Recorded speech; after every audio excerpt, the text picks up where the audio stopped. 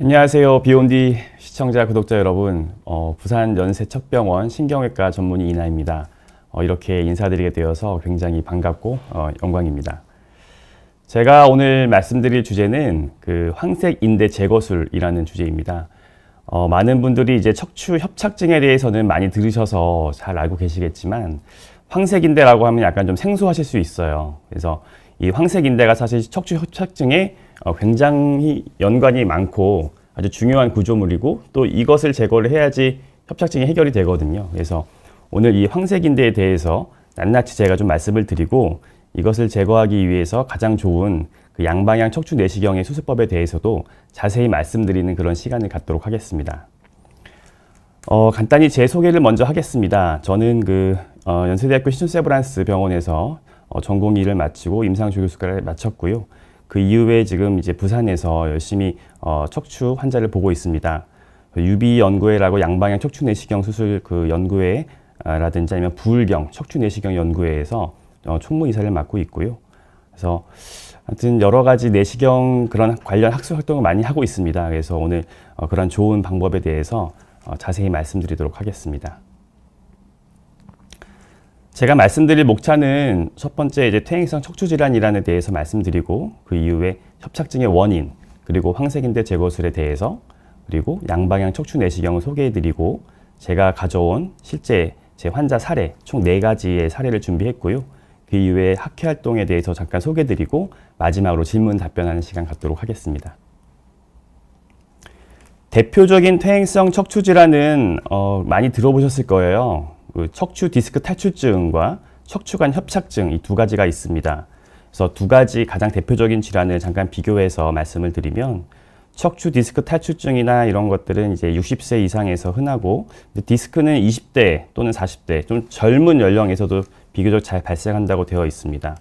호발 부위는 척추관 협착증과 디스크 모두 4, 5번 또는 요추 5번, 천추 1번 부위에서 많이 나타나고 증상이 조금 달라요. 그 디스크 탈출증은 보통 이제 허리가 아프면서 한쪽 엉덩이 다리로 이제 통증이 내려오는데 보통은 이제 이렇게 띠가 내려오듯이 엉덩이부터 종아리, 발까지 그런 방사통이라고 하죠. 그래서 그런 경우를 보이는 경우가 많고요. 또 치료법으로는 그냥 단순히 주사치료나 신경성형술 같은 시술로도 좋은 효과를 기대할 수가 있습니다. 근데 제가 오늘 중점적으로 말씀드릴 이 척추관 협착증은 디스크 탈출증에 비해서는 증상이 조금 다른 면이 있어요. 가장 특징적인 증상은 보행장애입니다. 서 있거나 걷게 되면 협착증이 더 심해지면서 신경을 더 압박하기 때문에 이 5분 정도 걷다 보면은 통증이 심해서 못 걷고 앉아서 쉬었다 가시는 분들이 많거든요. 그런 증상을 호소하는 경우가 많고 또한 이 만성적으로 오래된 병변이다 보니까 주사치료나 시술로는 사실 한계가 좀 있는 경우가 많은 것 같아요. 그래서 척추관 협착증인 경우에는 감압수술 또는 심한 경우에는 척추 유합수술을 보통 하는 경우가 많은 것 같아요. 그래서 척추관 협착증을 이제 중점적으로 제가 말씀을 드릴 거고요. 이 질환에 대해서 이해하기 위해서는 간단하게 척추의 구조에 대해서 좀 말씀을 드리고 가겠습니다. 왼쪽 그림의 모형을 보시면 초록 색깔 화살표로 표시한 부분이 이제 후궁이라는 뼈 조직이에요. 그래서 우리 몸에 허리뼈가 5개가 있으니까 후궁뼈도 이제 5개가 있겠죠. 그리고 빨간색 화살표로 표시된 부분이 그 후궁뼈 사이사이에 이제 공간이 보이는데 그쪽으로 척수신경이 내려갑니다. 뇌에서 시작해서 저 밑에 꼬리뼈까지 신경이 쭉 내려가는 거죠. 오른쪽 그림은 척추체 하나만 이제 떼어낸 그림인데 이 척추체 안에 척추관이라는 통로가 있습니다. 그래서 이 통로를 통해서 척수신경이 지나가게 되는 거죠. 왼쪽 그림은 그 척추체를 위에서 바라본 그림인데요. 보시면은 요 앞쪽에 이제 척추체 몸통 또는 디스크가 위치해 있고 그 뒤에 구멍이 있죠. 이 부분이 바로 척추관이고 이 안에 지나가는 것이 바로 척수신경이죠. 근데 이 신경을 보호하고 척추의 구조의 안정화를 우리가 부여하기 위해서 이 뒤쪽에 이렇게 노란 색깔의 황색인대라는 것이 있습니다. 실제로 보면은 색깔이 노란색이에요. 그래서 이름도 황색인대라고 하죠. 그래서 오른쪽에 하나 왼쪽에 하나 이렇게 황색인대가 신경을 뒤에서 이렇게 덮고 있습니다. 보호하는 거죠. 척추의 탄력과 안정성에 기여를 하고요. 이 황색인대가 제가 오늘 아주 중점적으로 말씀드린 포인트예요. 그래서 이거에 대해서 머릿속에 잘 유념하시고 제 강의를 잘 따라오시면 좋을 것 같습니다. 그럼 척추관 협착증은 뭐냐? 우리가 막연하게 뭐 좁아져 있다 이렇게는 많이 들으셨잖아요. 그래서 나이가 들면 뭐 자연스럽게 생길 수도 있고 협착증 때문에 정말 고생하시는 분이 많은데 척추관 협착증의 원인 중에서 이제 가장 주되고 일반적인 경우가 바로 이 황색인대가 두꺼워진 것이라고 말씀드릴 수 있거든요. 그래서 밑에 두 그림을 보시면 정상 쪽에서 보시면 이 신경 뒤에 황색인대가 이렇게 얇게 정상적인 두께를 가지고 신경을 보호하고 있으면 아무 문제가 없죠. 근데 협착증에서는 이 황색인대의 두께가 이렇게 두꺼워져 있습니다. 바로 이 두꺼워져 있는 황색인대가 척수신경을 뒤에서 이렇게 세게 누르고 있기 때문에 이 신경이 압박을 받고 그 안에 압력이 높아져서 신경의 흐름이 원활하지가 못하게 되는 거죠. 그래서 이 두꺼워져 있는 황색인대가 척추관 협착증을 일으키는 아주 중요한 원인이라고 이해하시면 될 것 같아요. 그래서 이 부분이 제가 오늘 말씀드릴 키포인트입니다. MRI 사진을 한번 비교해서 볼게요. 정상에서는 이 단면도죠. 보시면은 이쪽에 검은 색깔의 디스크 조직이 보이고 그 뒤에 타원형으로 밝은 공간에 이 척수신경이 보입니다. 그리고 그 뒤에 오른쪽과 왼쪽으로 MRI에서는 검은색으로 지금 보이고 있지만 실제 이게 황색인대죠. 양쪽에 얇은 두께로 척수신경을 뒤에서 보호하고 있으면서 척추를 안정화시키고 있는 구조물이죠. 근데 협착증이 있는 환자의 MRI를 보면은 확연히 봐도 다르죠. 디스크가 있고 그 뒤에 신경이 있고 황색인대가 있는데 이렇게 황색인대가 굉장히 두꺼워져 있어요. 두꺼워져 있다 보니까 이 척수신경이 있는 공간이 정상 면적의 10% 20%밖에 안 되는 거죠. 그래서 정상적인 압력이 아니라 그 안에 굉장히 강한 압력으로 신경이 눌리게 되고 그렇게 되니까 척수신경의 흐름이 원활하지 못하게 되어서 증상을 유발할 수밖에 없는 거죠. 그리고 실제 색깔도 협착증이 심한 환자분들은 이게 정상에서는 좀 밝은 노란색인 게 맞는데 이 협착증이 좀 오래된 분들 같은 경우는 이 색깔도 약간 좀 어두워져 있습니다. 그만큼 이제 오랜 기간 동안 스트레스를 받아서 변성을 일으켜서 변형이 되어 있는 거죠. 그래서 이 두꺼워져 있는 황색인대가 신경을 세게 누르고 있다는 것을 MRI를 보면 아주 쉽게 우리가 파악을 할 수가 있습니다. 이 사진은 척수신경 MRI예요. 그래서 왼쪽에 정상 척수신경의 흐름을 촬영한 MRI인데 저 위쪽에 머리에서부터 밑에 꼬리뼈까지 신경의 흐름이 잘 보이죠. 수도관에 비유를 하면 수도관 안에 물이 밑으로 잘 흘러내려가고 있는 그런 모습인데 반면에 협착증에서의 척수신경 MRI를 보면은 지금 제가 화살표로 표시한 부분 보시면 검은 색깔로 막혀 있습니다. 그래서 이것은 정말 이 신경의 흐름이 가다가 끊겨 있다. 이것을 한눈에 보면 알 수가 있거든요. 그래서 이 환자의 척수신경 MRI는 지금 이제 두 군데에서 병변이 있다는 것을 알 수가 있겠죠. 그러면은 이 황색인대가 척추관 협착증을 일으키는 아주 큰 원인이라고 말씀을 드렸기 때문에 우리가 주사치료나 시술 이런 것들을 해도 차도가 없고 결국에는 이제 수술적인 어떤 치료가 필요한 경우가 생길 수 있죠. 그렇다면은 원인 자체가 이 두꺼워져 있는 황색인대가 신경을 누르고 있는 게 원인이잖아요. 그렇기 때문에 이 황색인대를 제거해주면 당연히 눌려있던 신경이 풀리니까 증상이 좋아지겠죠. 그래서 황색인대 제거술이라는 이름이 있고요. 이 황색인대 제거술은 그림에서 보는 것처럼 이 뒤에 있는 오른쪽과 왼쪽에 두꺼워져 있는 황색인대를 이렇게 뜯어내는 겁니다. 뜯어내면 당연히 신경이 다시 원 상태로 풀리게 되는 거죠. 압력이 풀어지는 거니까 신경의 흐름이 잘 내려갈 수가 있는 거죠. 그래서 쓸모없어진 황색인대를 제거해서 신경을 풀어주는 것이다. 척추관 협착증의 근본 원인을 제거하는 거라고 말씀드릴 수가 있습니다. 그래서 이 황색인대를 제거하는 방법은 이제 크게 두 가지가 있어요. 첫 번째는 고식적인 수술 방법이죠. 예전부터 해오던 교과서에서 나오는 이제 그런 수술 방법이 있죠. 그림으로 준비해보면 했는데 아마 보시면 이해가 되실 거예요. 전신 마취하고 허리 가운데를 길게 째서 근육을 벌려서 이제 수술을 하죠. 반면에 양방향 척추 내시경 감압술이라는 방법은 절개가 필요하지 않습니다. 1cm가 안 되는 구멍 두 개를 통해서 한쪽에는 내시경과 다른 쪽에는 수술 도구를 집어넣어서 황색인대를 제거하는 방법이거든요. 이 양방향 척추 내시경, 영어로는 UBE라고 해요. 이 양방향 척추 내시경을 이용한 황색인대 제거술에 대해서 지금부터 제가 말씀을 드리겠습니다. 밑에 척추 모형이 보이시죠? 환자가 이제 엎드려 있는 거죠. 그러면은 하나의 구멍은 실제 한 6mm 정도 크기가 돼요. 여기를 통해서 척추 내시경이 들어갑니다. 그리고 또 하나의 구멍이 필요한데 요건 한 8mm 정도 되는 것 같아요. 여기에는 수술 도구가 들어가요. 그래서 이 내시경과 수술 도구가 들어가서 만나는 거죠. 척추 병변 위에서 만나서 이 시야를 확보한 상태에서 우리가 작업을 하게 되는 거죠. 따라서 이 고식적인 방법처럼 뭐 전신 마취를 한다거나 절개가 길게 필요하거나 이런 게 필요가 없죠. 전신 마취 필요 없이 우리가 부분 마취로 충분히 황색인대 제거술을 UV를 통해서 할 수가 있고요. 절개가 필요 없이 내시경 구멍으로만 통해서 가능하다. 굉장히 좀 획기적인 방법이죠. 사실 제가 이전에 그 전공의 시절이나 이럴 때만 하더라도 이렇게 내시경의 기술이 발달하지 못해서 협착증인 경우는 대부분 이제 고식적인 방법으로만 했었는데 불과 몇 년 사이에 이 UBE 양방향 척추 내시경 수술이 발달하면서 정말 많은 혁신적인 변화가 이루어졌다고 말씀드릴 수 있습니다. 상처 크기 다시 한번 비교해 볼까요? 고식적 방법은 한 마디 협착증을 제거하는데 한 15cm 정도의 절개가 필요하죠.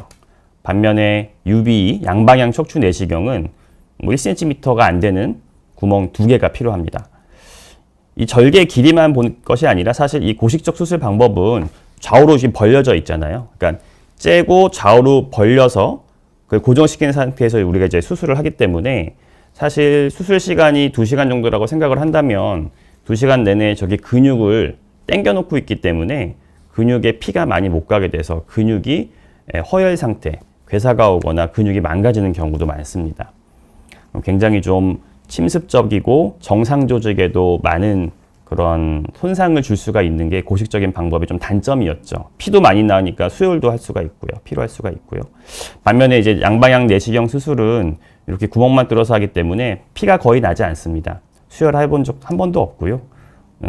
아주 작은 수술 자국만 남게 되는 거죠.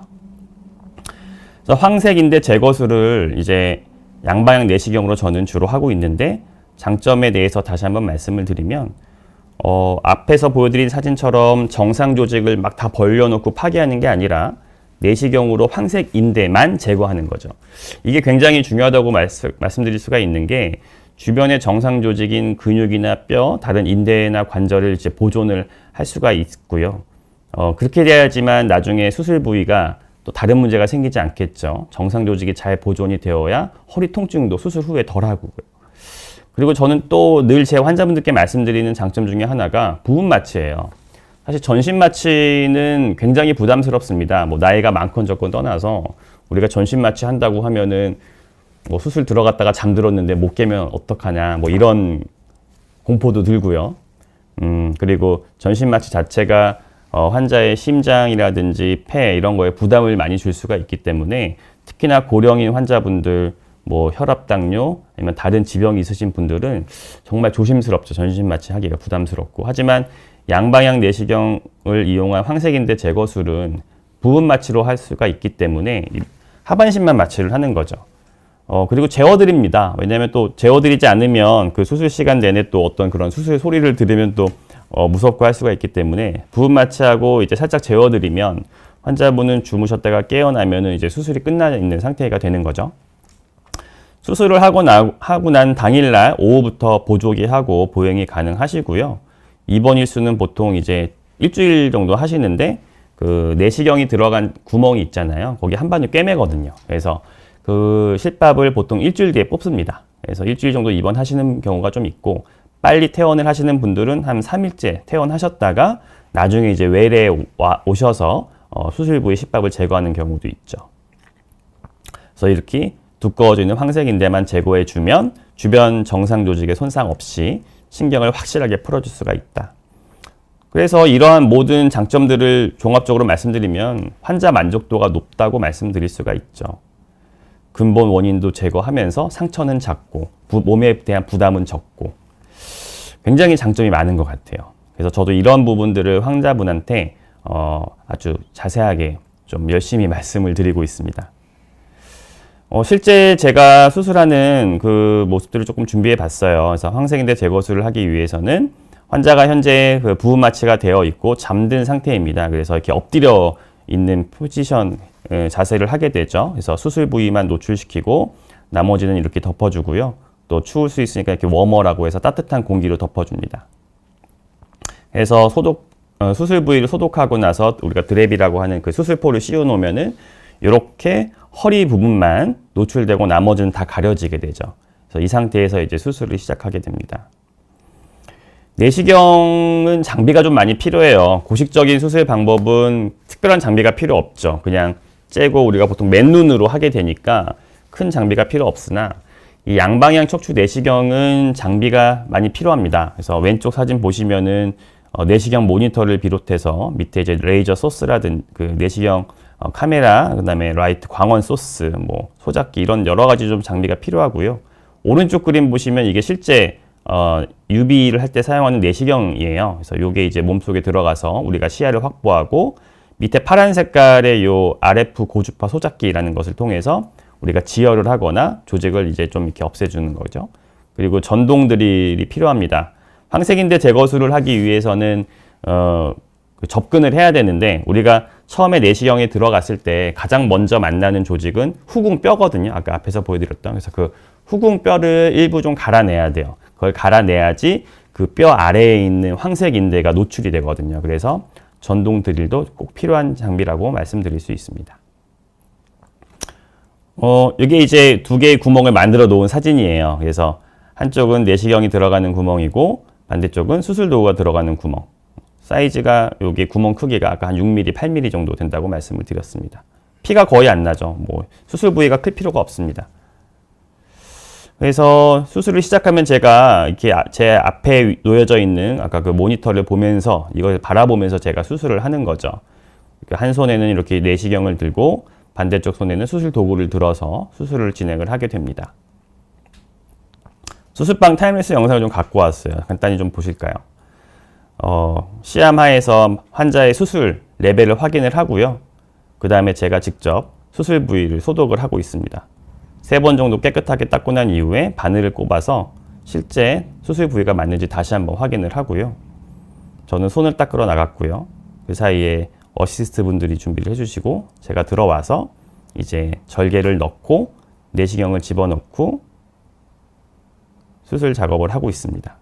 그래서 지금 보시면 제가 보는 시야가 수술 부위를 보는 게 아니라 앞에 있는 모니터를 보고 있잖아요. 그래서 이런 식으로 해서 레벨 한 번 더 확인하고 수술을 진행하면 별 문제 없이 한마디 하는데 한 40분 정도 걸리거든요. 뭐 빠르면 30분 정도면 충분합니다. 그래서 그 정도 시간이 소요되는 것 같아요.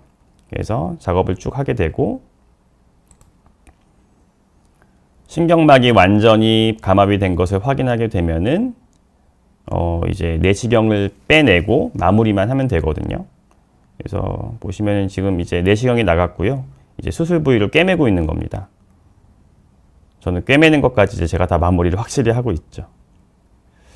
그래서 이렇게 해서 수술이 잘 마치게 됩니다. 사례를 좀 갖고 왔어요. 그래서 사례를 보시면 첫 번째 사례인데요. 황색인대 제거술 4번, 5번에 심한 협착증이 있던 제 예전 환자분입니다. MRI 보시면은 요 4번, 5번 마디에 이렇게 완전히 그냥 검은 색깔로 막혀 있는 협착증이 보이실 거예요. 이게 척수신경이잖아요. 뇌에서 꼬리뼈로 신경이 이렇게 쭉 내려가야 되는데 이 연결된 흐름이 여기에서 완전히 막혀서 지금 오른쪽 그림 단면들을 보시면 그냥 어두운 색밖에 안 보이죠. 막혀 있다는 뜻이거든요. 이 뒤쪽에 인대도 지금 굉장히 두꺼워져 있어요. 뭐 정상 황색 인대의 두께보다 한 5배 정도는 두꺼워져 되어 보이는데 이것이 뒤에서 신경을 누르고 있으니까 그만큼 압력이 높아져서 신경이 못 지나가는 거죠. 그래서 이거를 제거하는 황색인대 제거술을 시행을 했습니다. 실제 내시경 영상이에요. 같이 한번 보실게요. 처음 들어가서 이제 뼈 주변에 있는 근육이라든지 이런 연부 조직을 그 소작기를 통해서 좀 제거를 하고 정리를 합니다. 이 작업을 해야지 처음에 이제 뼈가 예쁘게 노출이 되고 우리가 수술을 진행을 할 수가 있거든요. 후궁뼈가 나왔죠. 네. 이 후궁뼈를 제거를 좀 해야 돼요. 그래서 아까 말씀드린 전동 드릴을 사용해서 후궁뼈를 지금 갈아내고 있습니다. 후궁뼈를 갈아내는 작업이 조금 이제 힘이 드는 경우가 있는데, 이게 젊은 남자나 좀 나이가 많지 않으신 분들은, 특히 남성분들은 뼈가 정말 돌덩이처럼 딱딱한 경우가 제법 있어요. 이제 그런 경우에는 굉장히 좀 힘이 많이 들어가고 시간이 조금 더 걸릴 수 있습니다. 그래서 지금 황색인대가 노출이 됐죠. 후궁뼈를 이제 제거하고 있는데요. 지금 보시는 요 기구는 이제 캐리슨 펀치라는 그런 수술 도구인데, 이걸로 뼈를 조금씩 뜯어내는 거죠. 뜯어내면 지금 바닥에 노랗게 보이는 그 조직이 바로 진짜 황색인대예요. 실제 노란색이거든요. 그리고 또다시 전동 드릴을 적용을 해서 더 뼈를 좀 더 갈아내고 있습니다. 화면으로 보면은 지금 막 드릴도 되게 크고 막 뼈도 많이 갈아내는 것처럼 보이지만, 실제 갈아내는 뼈의 그 면적은 새끼 손톱만 해요. 예, 새끼 손톱 정도만큼의 면적만 우리가 후궁뼈 일부만 갈아내고요. 그 면적을 통해서 들어가면 이렇게 황색인대가 보이게 됩니다. 지금 보시면 오른쪽과 왼쪽에 황색인대가 다 노출이 되었죠. 가운데가 이렇게 떨어져 있거든요. 아까 그림에서 보여드렸듯이 오른쪽, 왼쪽 황색인대가 이렇게 만나 있습니다. 그래서 우리가 왼쪽도 확인하고 오른쪽도 다 확인을 해서 보고, 반대편 황색인대를 제거하기 위해서는 반대편에 있는 후궁뼈도 조금 더 제거를 해야 돼요. 그래서 또다시 전동 드릴을 이용해서 반대편 쪽에 있는 후궁뼈를 제거하고 있습니다. 그래서 제거하고 작업을 하면 할수록 황색인대가 더 정확하게 노출이 되는 거죠. 황색인대의 전체 면적이 노출이 되어야지 그걸 제거할 수 있으니까요. 그래서 지금 이제 뼈 작업은 거의 다 완료됐고요. 이제 펀치를 이용해서 황색인대를 뜯어내고 있습니다. 이 두꺼워져 있는 황색인대가 원인이었던 거고, 요 밑에 보시면은 이 부분이 척수신경이거든요. 요 사이에 반짝반짝 노랗게 빛나는 것은 지방 조직이에요. 우리가 신경과 인대 사이에 미끌미끌하게 유착이 생기지 않도록 정상적으로 이렇게 지방 조직이 좀 있거든요. 얇은 층이 있습니다. 그래서 지금 노란색 반짝반짝거리는 것들은 이제 지방 조직이고요. 지금 황색인대만 뜯어내고 있습니다. 그래서 보면은 이제 왼쪽은 벌써 신경막이 다 노출이 됐어요. 왼쪽 끝까지 황색인대를 다 제거해서 신경막의 경계를 확인을 했습니다. 그래서 이 정도 상태가 되면은 이제 왼쪽은 수술이 다 끝났다고 볼 수가 있고, 이제 남아있는 반대편 오른쪽 황색인대를 지금 이제 제거하는 거예요. 그래서 순서대로 차근차근히 제거를 하면은 큰 문제 없이, 그리고 지금 보시면은 시야에서 뭐 피나거나 그런 게 전혀 없잖아요. 굉장히 시야가 깨끗하다는 장점이 있습니다. 왜냐하면 이 내시경이라는 거는 우리가 물속에서 하는 수술이에요. 물속. 그래서 이 안에 지금 계속 물이 들어가고 나가고 하고 있거든요. 그래서 물을 틀어놓기 때문에 이 물의 압력이 있습니다. 그 압력이 이 수술 부위에서 피가 나는 것을 눌러주고 있는 거죠. 그렇기 때문에 이렇게 피가 전혀 없는 아주 깨끗한 시야에서 아주 정확하고 세밀한 그런 수술을 할 수가 있는 거죠. 지금 수술이 또 많이 진행이 되어서 오른쪽에 있는 반대편 황색인대도 지금 거의 다 제거가 되고 있어요. 그래서 전기 소작기를 이용해서 주변 조직을 좀 정리를 해주고요. 반대편 신경막 끝을 확인을 하면은 이제 반대편도 끝나는 거거든요. 지금 보시면은 반대편 오른쪽에 그 디스크까지 다 왔어요. 신경막 반대편 끝도 확인이 다 된 상태입니다. 이렇게 되면은 왼쪽부터 오른쪽까지 전체 범위의 신경막이 다 이제 감압이 된 거죠. 황색인대는 지금 95% 이상 다 제거가 되었습니다. 보시면은 이제 위부터 아래까지 황색인대가 다 없어져서 신경막이 아주 확실하게 노출이 되었죠. 마지막으로 이렇게 피 주머니, 피가 보이면 안 되니까 피 주머니를 삽입하고 수술을 마치면 됩니다. 그래서 이 작업을 다 하는데 30분에서 한 40분 정도 걸리면 되는 것 같아요. 사진으로 추가 설명을 좀 해드릴게요. 그래서 이게 지금 후궁뼈를 제거한 상태죠. 그래서 보시면은 이쪽이 왼쪽 황색인대, 노란 색깔 보이시죠? 그리고 이게 오른쪽 황색인대입니다. 가운데가 이렇게 갈라져 있거든요. 양쪽에서 위치해 있으니까. 그래서 오른쪽에 그림 보시면 이게 오른쪽, 왼쪽 황색인대 이렇게 두꺼워져 있는 거죠. 이 신경을 누르고 있다. 그래서 이 황색인대만 제거하면 우리가 병변을 완벽하게 제거할 수가 있다. 그래서 오른쪽 끝에 확인하고 왼쪽 끝에 확인하고 해서 마지막에 이렇게 정상적으로 신경막이 완전히 감압이 된 것을 확인을 하면 수술을 끝낼 수가 있습니다. 그래서 앞에 보여드렸던 이 사례의 수술 후 MRI 사진을 보시면은 이렇게 변하게 된 것을 볼 수가 있어요. 보시면 이 검정 색깔 황색인데 어두웠던 부분이 다 제거가 되어서 뒤가 아주 환하게 밝은 색깔로 변해져 있죠. 단면도 사진 보시면은 그냥 어두워서 아무것도 안 보였던 공간이 하얀색으로 바뀌면서 이 안에 눌려있던 신경들의 모습이 잘 관찰이 됩니다. 부분 마취로 진행했고 한 40분 정도 걸렸고 수술이 아주 완벽하게 잘 되었죠. 두 번째 사례예요. 85세, 나이가 좀 많죠, 사실. 근데 80대 환자분들도 굉장히 많은 것 같아요. 이분은 MRI에서 보시면 아시겠지만 3, 4번과 4, 5번 두 마디의 황색인대가 있었어요.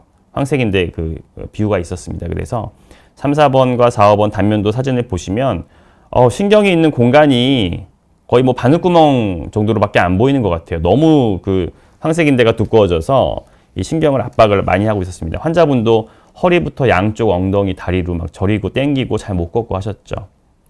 그래서 두 마디 황색인대 제거술을 진행을 했어요. 이 환자분 사진인데 보시면은 이렇게 노란 색깔에 두꺼워져 있는 황색인대가 노출이 되고요. 이것을 뜯어내서 왼쪽 신경을 다 풀어주고 지금 이제 오른쪽 황색인대가 남아있죠. 그래서 이것도 제거해주면은 오른쪽도 다 제거가 완료되었고 마지막에 이렇게 똑같이 피주머니를 삽입하고 나오면 됩니다. 수술 후 MRI예요. 보시면은 3, 4번과 4, 5번에 막혀있던 협착이 이제 잘 제거가 되어서 이 척수신경의 흐름이 이렇게 잘 내려가는 걸 볼 수가 있죠. 꼬리뼈까지. 오른쪽의 단면도를 보시면은 요 3, 4번에 동그랗게 이제 신경막이 다 풀린 게 보이고 4, 5번도 마찬가지로 공간이 완전히 넓어졌죠. 어두웠던 그런 바늘구멍이 확실하게 넓어져서 신경이 아주 잘 내려가고 있는 것을 볼 수가 있습니다. 역시 부분 마취로 진행했고요. 시간은 총 70분, 한 마디당 한 35분 정도 걸렸던 경우였어요. 세 번째 사례예요. 80세 여자 환자분이신. 이분은 세 마디의 협착이 있었어요. 요추 2, 3번, 3, 4번, 4, 5번. 척수신경이 이렇게 잘 내려가다가 마찬가지로 여기서 좁아지더니 3, 4번이 정말 심했고요.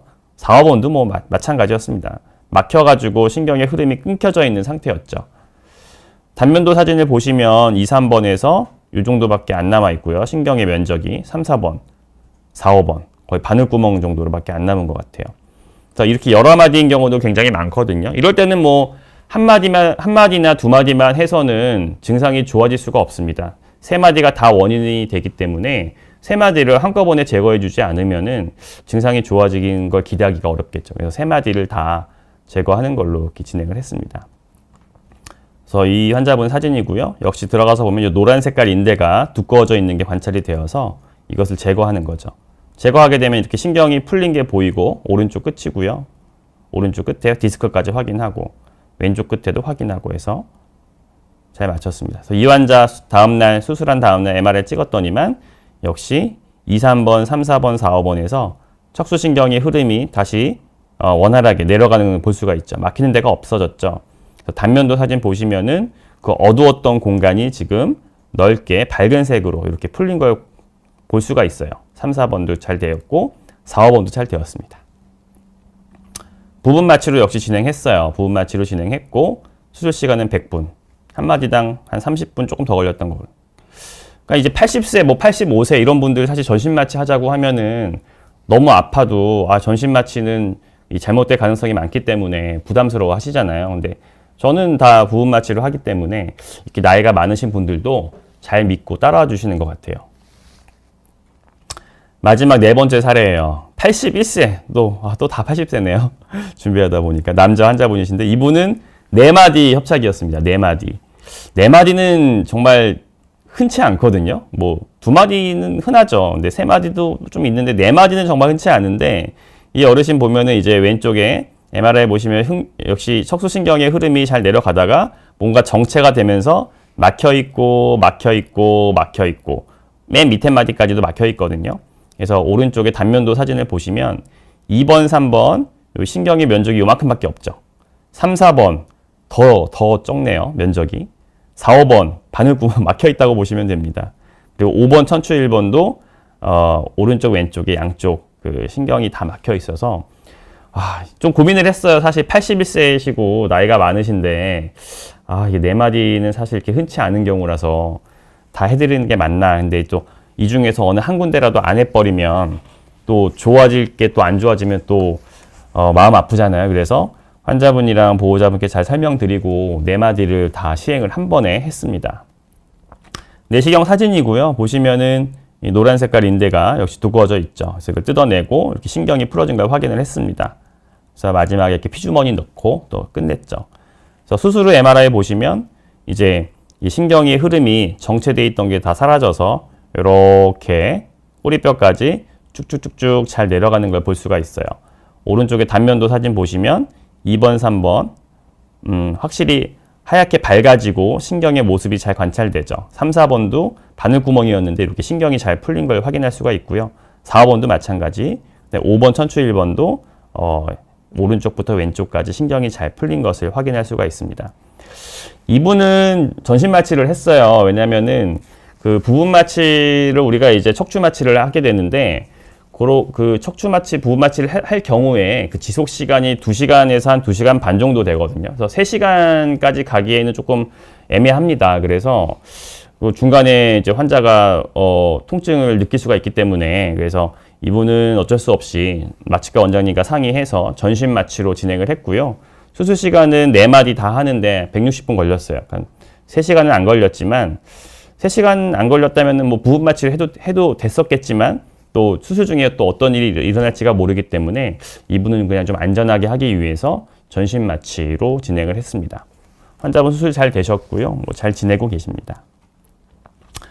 근데 이제 외래에서 제가 이렇게 뭐 황색인대 제거술을 설명을 하고 말씀을 드리면 이 다른 병원에서 이제 진료 보고 오신 분들도 제법 있잖아요. 그런 분들이 다른 병원에서는 나사목 고정술 해야 된다고 그렇게 들었다는데 이거 황색인대만 제거해도 되냐고 여쭤보는 분들이 제법 있으십니다. 그래서 말씀을 드리면 나사목 고정술이 필요한 경우는 굉장히 드물어요. 이 협착증이라고 해서 무조건 나사못을 박는 그런 수술을 하는 건 아니고요. 오히려 제가 보기에는 협착증 환자 10명 중에 8, 9명은 나사못이 필요 없죠. 대부분 필요가 없고 이제 물론 필요한 경우가 있습니다. 나사목 고정술이 반드시 필요한 경우는 어떤 경우가 있을까요? 이렇게 질문할 수가 있는데 대답을 드리면 저는 이제 척추 전방전이증이 심한 경우라든지 또는 이제 불안정증이 있는 분 이 2가지 경우를 말씀을 드려요. 밑에 사진을 보시면 4번, 5번 척추뼈가 지금 어긋나 있죠. 노란색으로 제가 이렇게 선을 그어봤는데 보시면은 4번, 5번이 한 25% 이상 어긋나 있는 걸 볼 수 있습니다. 이 경우에 이제 뼈가 어긋나게 되면 이 뒤쪽에 있는 척추관이 좁아질 수밖에 없거든요. 그래서 이 부분에 척추관 협착증이 생겼죠. 단면도 보시면은 이 황색인대도 두꺼워져 있고 뼈가 어긋나 있으니까 당연히 여기가 좁아질 수밖에 없거든요. 그래서 이런 경우에는 양방향 내시경 수술을 이용해서 이렇게 유합 수술을 해줘야 돼요. 어쩔 수 없이. 왜냐하면 뼈가 심하게 어긋나 있기 때문에 이런 경우는 황색인대만 제거해서는 어긋난 뼈 자체가 이렇게 맞춰지진 않잖아요. 그래서 어긋난 뼈를 맞춰 다음에 고정을 해줘야 되는 거죠. 그래서 이런 경우에는 유합 수술이 필요한 경우라 말씀을 드릴 수가 있습니다. 그래서 하고 나면 이 어긋나 있던 이 4번, 5번 뼈 라인이 이렇게 일자로 잘 맞게 되는 것을 우리가 볼 수가 있죠. 그래서 수술 후에 MRI를 보시면은 이렇게 4번, 5번에서 협착이 생겨서 신경의 흐름이 막혀 있던 부분이 이렇게 넓어져서 신경이 이제 잘 지나가게 되었잖아요. 단면도 사진을 봐도 수술 전에는 이렇게 굉장히 좁아져 있던 공간이 아주 넓어져서 그 신경막 안에 있는 이 척수 신경들이 다 보입니다. 그렇죠? 그리고 요 MRI, 요 까맣게 보이는 테두리 같은 것이 이제 인조뼈예요. 인조뼈를 넣고 그다음에 이제 위아래에 핀을 박아서 고정을 해주는 거였죠. 양방향 척추 내시경으로 다 가능합니다. 그래서 저는 유합술이 필요한 경우에도 고식적인 방법으로 이렇게 뭐 제거하거나 그러진 않고요. 양방향 척추 내시경을 이용해서 유합술을 다 하기 때문에 확실히 상처가 작고 회복도 빠르고 피도 별로 안 나고 하는 그런 장점이 많이 있죠. 양방향 내시경에 대해서 제가 좀 말씀을 많이 드렸는데요. 이 굉장히 핫합니다. 그래서 양방향 내시경 연구학회라는 게 있어요. 그래서 대학에 있는 분도 계시고 이제 개원과 저처럼 있는 분도 계신데 제가 이제 그 연구학회에서 총무 이사를 맡고 있습니다. 그래서 유비 양방향 척추 내시경의 발전을 위해서 많은 선생님들이 노력을 하고 계시고요. 가장 최근에 했던 학회는 작년 12월 달이었죠. 대전에서 유비 연구회 학술대회가 있었어요. 근데 이때 이제 코로나 시국이었는데도 방역을 지키면서 이 호텔 안에 이 가장 큰 연회장이 다 찼어요. 150명이 그냥 빈자리가 하나도 없이 다 차서 전국에서 많은 정형외과, 신경외과 의사들이 와서 척추하는 의사들은 뭐 거의 다 온 것 같아요. 그만큼 이 양방향 척추 내시경에 대한 관심이 많고 배우고자 하는 욕구라든지 이런 것들이 있기 때문에 정말 많은 사람들이 모였다는 것을 우리가 볼 수 있었습니다. 그래서 그날 저도 이제 관련된 발표를 했었고 이제 오른쪽에는 우리 회장님을 비롯해서 이사진들, 제가 여기 맨 끝에 서 있네요. 네. 했었고, 그리고 올해 이제 그 우리 유비 연구회에서 교과서 편찬을 했어요. 세계 최초입니다. 세계에서 다른 나라들도 지금 뭐 많은 나라에서 유비 양방향 내시경을 배우고 발전시켜 나가고 있는데 우리나라가 거의 종주국이라 할 수 있거든요. 그래서 우리나라가 이 유비 양방향 척추 내시경 교과서를 집필을 해서 여러 저자분들이 집필을 해서 하셨고요. 저도 이제 저자로 참여해서 2챕터를 썼습니다. 그래서 이 책이 이번 달에 나와요. 4월 달에 나와서 오늘 사실 제가 이 비욘디 지금 라이브 방송 끝나고 바로 분당으로 이동을 해야 돼요. 왜냐면 오늘 분당에서 1시부터 이 유비 연구의 교과서 출판 기념 증례 뒷담회가 있거든요. 그래서 저는 이거를 끝내고 바로 또 분당으로 가야 됩니다. 그리고 지방에 계신 분들께 좀 드리고 싶은 말씀은 사실 부울경에도 척추 내시경 연구학회가 있습니다. 저도 열심히 활동을 하고 있고 제가 이제 이 부울경 연구학회에서 총무를 맡고 있는데 열심히 그 학술 활동을 많이 하고 있어요. 이게 이제 작년에 11차 때 작년 6월 달에 이제 했던 학회였고요. 그 다음에 12차 작년 11월 달, 여기 6월 달이었죠. 여기 11월 달 경상대에서 또 진행을 했었습니다. 그래서 부산, 울산, 경남에 있는 그 내시경을 하는 의사들이 모여서 환자들을 위해서 함께 토의하고 발표하고 연구하는 그런 모임이거든요. 그래서 지방에 계신 분들도 이런 좋은 수술 방법에 대해서 혜택을 누려야 되잖아요. 서울에만 있는 건 아니니까 보시면 될 것 같고요. 그리고 이거는 이제 대한척추신경외과 학회에서 진행하는 그 카데바 워크샵이에요. 그 해부용 시신 있지 않습니까? 이제 그거를 이용해서 이제 참가를 받아서 여러 사람들이 이제 실제 이 술기를 실제로 해보고 배우는 그런 워크샵인데 이제 저는 이제 여기 이제 지도자로 참여를 해서 매년 하고 있고요. 전국의 많은 대학에 있는 또는 개원가에 있는 의사들이 내시경 수술을 배우기 위해서 열심히 노력하고 있다 이렇게 말씀을 드릴 수가 있습니다. 이렇게 조를 이루어서 한 테이블당 이렇게 지도자가 있고 주변에 이제 배우러 온 사람 의사들이 이렇게 해서 강의를 들으면서 실제 내시경 수술을 해보는 거죠. 내시경도 꽂아보고 도구도 사용해보고 실제 카데바에다가 굉장히 이제 중요하고 의미 있는 그런 교육 활동이라고 볼 수가 있습니다. 척추 내시경을 오래 하다 보면은 이제 외래에서건 아니건 이제 뭐 몇 가지 질문을 많이 받습니다. 그거에 대해서 좀 흔하게 받는 질문을 좀 준비해 봤는데요. 내시경 수술은 고시적인 방법 째고 하는 거에 비해서 불완전한 수술이다. 그렇지 않죠. 방금 제가 보여드린 것처럼 사진은 거짓말을 안 하거든요. 수술 전과 수술 후에 MRI 사진을 환자분께 딱 이렇게 보여드리면은 완벽하게 병변이 제거가 되고 주변 조직은 손상이 없는 것을 확인시켜 드리니까 굉장히 만족도가 높을 수밖에 없죠. 재발률이 높다. 아니요. 오히려 절개하는 수술 방법보다 재발률이 더 낮다고 말씀드릴 수가 있어요. 이것은 정상 조직을 보존하느냐 마느냐에 대한 그 원인이 될 수가 있는데 절개하는 수술은 확실히 그 손상을 주지 않아도 될 그런 정상 조직의 손상이 가해질 수밖에 없기 때문에 확실히 몇 년 후에 그 부위가 조금 더 퇴행성 변화가 많이 오면서 재발률이 조금 더 오히려 있는 것 같아요. 내시경 수술이 아니고 시술이다. 이거 굉장히 많이 듣는 질문이죠. 절개가 필요합니다. 6mm, 8mm 정도의 절개가 필요하고 우리가 어떤 조직을 직접적으로 제거하는 것이기 때문에 수술이 맞아요. 저는 항상 환자들한테 내시경 수술이라고 확실하게 말씀을 드리고요.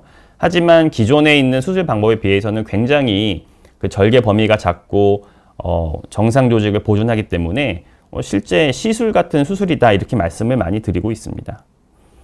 내시경으로는 나사목 고정술을 못한다. 아니죠. 예, 제가 보여드렸듯이 충분히 가능합니다. 근데 내시경 수술을 이용해서 나사목 고정술을 하려면은 황색인대 제거술을 많이 해봐야 돼요. 일단은 정말 많은 경험과 노하우가 필요합니다. 그렇지 않고 처음부터 내시경 아이고 쉬워 보이니까 나도 뭐 바로 유합수술 해야겠다 하다가는 이제 사고가 날 수 있기 때문에 잘하시는 분들은 굉장히 쉽게 하니까 아주 쉬워 보이는 거지 이게 결코 쉬운 기술은 아닙니다.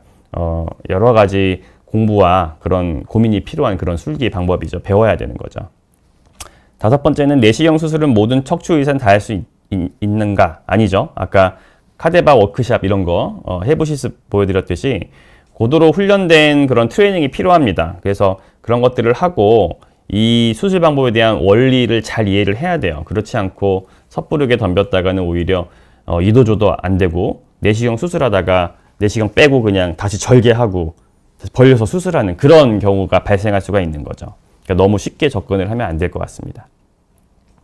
그래서 오늘 강의를 총 정리해 드릴게요. 그래서 척추관 협착증의 주 원인은 말씀드렸듯이 황색 인대가 정상보다 두꺼워져서 이것이 제 기능을 상실하고 오히려 통증을 일으키는 원인이 되어버렸기 때문에 그 황색 인대를 제거하는 게 협착증의 근본 치료다. 고식적인 수술 방법보다는 여러 가지 장점을 비추어 봤을 때 양방향 내시경, UB로 하는 것이 훨씬 더 장점이다 말씀을 드리고요. 특수한 경우가 아니라면은 유합술이 필요가 없다. 황색인대 제거술로 충분하다. 다시 한번 강조드리고 싶어요.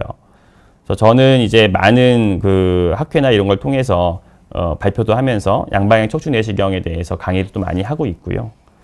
그래서 척추 내시경 수술이 굉장히 많이 하고 있습니다. 많은 병원들에서 많은 의사 선생님들이 하고 계신데 수도권 서울에 많이 계시죠. 근데 이제 부산에서도 제가 있는 병원이라든지 또 선도적으로 하는 병원들이 있습니다. 그래서 지방에 계신 분들도 뭐 매번 서울이나 수도권 올라오실 필요 없이 부산에서도 충분히 최고 수준의 그런 치료를 받을 수가 있으니까 부담 갖지 마시고 방문해 주시면 좋을 것 같아요. 네, 이상으로 강의 마치겠습니다. 감사합니다. 질문이 들어온 거를 조금 보고 몇 개만 제가 답변을 하는 시간을 갖도록 하겠습니다. 진우라는 분께서 황색인대 제거를 해도 일상생활엔 문제없이 생활 가능할까요? 많이 질문하세요. 황색인대가 필요한 구조죠. 사실은 아까 말씀드렸듯이 신경을 보호하고 그 다음에 척추의 안정성에 기여를 하는 건 맞아요. 근데 그거는 어디까지나 이 황색인대가 정상적인 기능을 하고 있다는 가정하에서 드리는 말씀이거든요. 나이를 먹으면서 퇴행성 변화가 누적이 되어서 황색인대가 두꺼워져 가지고 신경을 누르는 상황이 되면은 이미 그 황색인대는 제 기능을 잃어버린 상태죠. 탄성도 떨어져 있고 딱딱해져 있고 그래서 병변이 되어서 신경을 누르고 있기 때문에 제거를 하는 것이 맞고요. 제거를 해도 척추 주변에는 굉장히 많은 다른 또 인대들이 있습니다. 그렇기 때문에 황색인대를 제거하더라도 특별하게 문제가 있거나 그러지는 않기 때문에 그거는 걱정 안 하셔도 될 것 같아요. 시나브로님께서 질문 주셨어요. 고혈압, 심장병이 있으신 88세 어머님께서도 시술이 가능할까요? 척추관 협착증이신데 양방향 내시경 수술 가능할지요?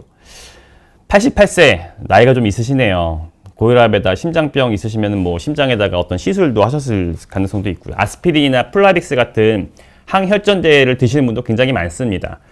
근데 째고 하는 고식적인 수술, 이 째고 하는 수술은 사실 아스피린이나 플라빅스 이런 걸 드시는 분들은 우리가 일주일 전에 끊으라고 보통 말씀을 하거든요. 왜냐하면 그 술기 자체가 이 칼이 들어가는 범위가 많다 보니까 상처가 크니까 피가 많이 날 수가 있어요. 근데 항혈전제를 먹으면은 그 피가 잘 안 멎잖아요. 그래서 별 문제가 없으면 조금 부담스럽지만 그래도 그 약을 끊고 수술을 받는 걸 권하는데 저는 양방향 내시경 수술은 상처가 작고 피가 거의 안 나고 피가 나는 거를 물의 압력으로 눌러주기 때문에 피가 거의 안 나요. 그래서 저는 아스피린이나 플라빅스 먹는 분들도 가능한 끊지 말고 그냥 수술하는 경우가 더 많습니다.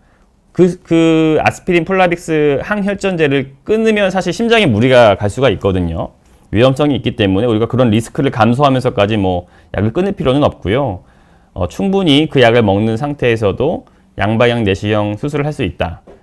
그리고 척추 협착증일 때 이제 어머니께서 시술이 가능할까 여쭤보셨는데 시술은 다 가능하죠. 시술은 우리가 가장 흔한 거는 신경 성형술이나 풍선 성형술 같은 걸 말씀을 하는데 그런 거는 다 가능하고요. 근데 양방향 내시경은 수술입니다. 그래서 저는 수술을 말씀을 드리고 가능하다 이렇게 말씀을 드릴 수 있을 것 같아요.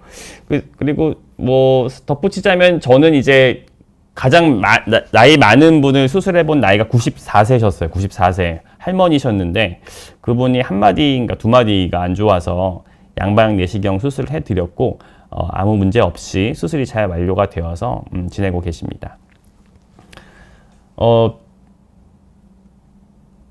신하부로님이 질문 하나 더 주셨네요. 양방향 내시경 수술과 풍선 확장술의 차이점. 너무나 큰 차이죠. 풍선 확장술은 시술이에요. 시술. 꼬리뼈로 들어가서 꼬리뼈에 구멍이 있잖아요. 그 구멍을 통해 들어가서 뭐 4번, 5번 협착이다. 거기까지 올라간 다음에 거기서 풍선을 한번 불어주고 약물을 뿌리고 나오는 거죠.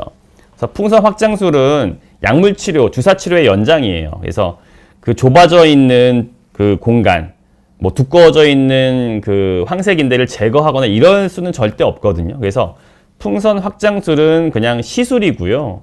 근본적인 치료라고 보기에는 조금 어렵죠. 하지만 양방향 내시경 수술은 근본 원인이 황색인대를 제거하기 때문에 근본적인 치료다, 수술이다 이렇게 말씀을 드릴 수가 있을 것 같아요. 박봉숙님 안녕하세요. 왼쪽 엉덩이가 많이 아프고 허벅지도 이것저것 아픈데 협착이라 합니다. 주사 3번 맞고 치료해도 차도가 없습니다. 협착이라고 들으셨다면은 뭐 MRI 같은 검사를 하셨을 것 같은데 원칙적으로는 이게 단계별 치료예요. 그래서 저도 환자분이 처음에 저한테 오셔가지고 증상을 호소하셔서 일단 약 쓰고 물리치료 먼저 합니다. 차도가 없어요. 그러면은 차도가 없으니까 한번 엑스레이 말고 한번 MRI를 한번 찍어보시는 게 좋겠습니다. 설명을 드립니다. 그럼 MRI 찍겠죠. 찍었더니만 그 안에 디스크나 협착이 관찰이 됐어요. 그러면은 여기 4번, 5번에 디스크 또는 협착이 있어서 요 신경이 눌리고 있습니다. 그럼 여기다가 한번 주사 치료를 해볼게요 하고 주사 치료를 합니다. 주사 치료를 했는데 반응이 있으면 다행이죠. 반응이 있으면 이제 유지하면 되는데 3번 맞고 주사 치료를 해도 차도가 없다.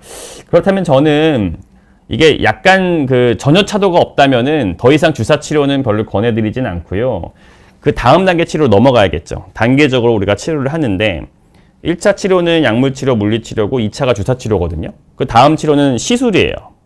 시술 치료가 있고 그 다음 단계가 이제 내시경 수술이나 유합 수술 이렇게 올라가는 거거든요. 그래서 주사를 3번이나 맞았는데도 신경주사 말씀하시는 것 같은데 차도가 없다면은 저는 뭐 시술 쪽도 한번 이제 생각을 해야 될 단계가 되지 않았나 이런 생각이 들고요. 시술했는데도 차도가 없다. 그러면 어쩔 수 없이 이제 내시경으로 올라가야겠죠. 바비엔젤님께서 의사선생님 복강경 급성 맹장 수술 받았는데요. 절개 부위가 적어서 안 아팠어요. 내시경 수술도 절개 부위가 작아서 안 아픈가요? 안 아프진 않죠. 안 아프진 않지만 절개하는 고식적인 방법에 비해서는 확실히 통증이 적습니다. 이거는 제가 뭐 경험적으로 말씀드릴 수 있는 거라서 그 전공의 시절, 펠로우 시절 이제 대학에 있을 때는 이제 째고 다 수술을 하잖아요. 그러면은 이제 유합 수술하면은 상처가 크니까 허리가 많이 아파요. 수술 이후에 무통 주사를 달아도. 그래서 거동이 좀 편치 않으시지만 내시경 양방향 내시경 수술을 받으면은 수술이 이제 끝나고 마취가 깨어나도 통증이 굉장히 적기 때문에 환자가 당일날부터 보조기 하고 걸어 보실 수가 있거든요. 그래서 안 아픈 건 아니지만 비교했을 때 상당히 통증이 적다 이렇게 말씀을 드릴 수 있을 것 같습니다. 네, 질문은 이제 여기까지 받을게요. 지금 이제 11시 50분이 다 되어서 더 많은 질문이 있는데 다 대답을 못해서 죄송합니다. 그래서 더 추가적으로 궁금하신 뭐 댓글 달아주시면 제가 확인해서 해든지 이렇게 노력을 좀 해보도록 할게요. 그래서 오늘 강의 제가 황색인대에 대해서 좀 자세하게 말씀을 드리려고 그리고 그것을 치료하는 방법에 있어서 양방향 척추 내시경에 대해서 좀 말씀을 드렸는데 제 의도와 그런 뜻이 잘 전달되었기를 바라고요. 하여튼 허리 통증으로 고생하시는 많은 분들이 이런 좋은 치료 방법이 있으니까 적극적으로 고민하시고 알아보셔서 좋은 치료 결과 있기를 기대합니다. 네, 오늘 들어주셔서 감사합니다.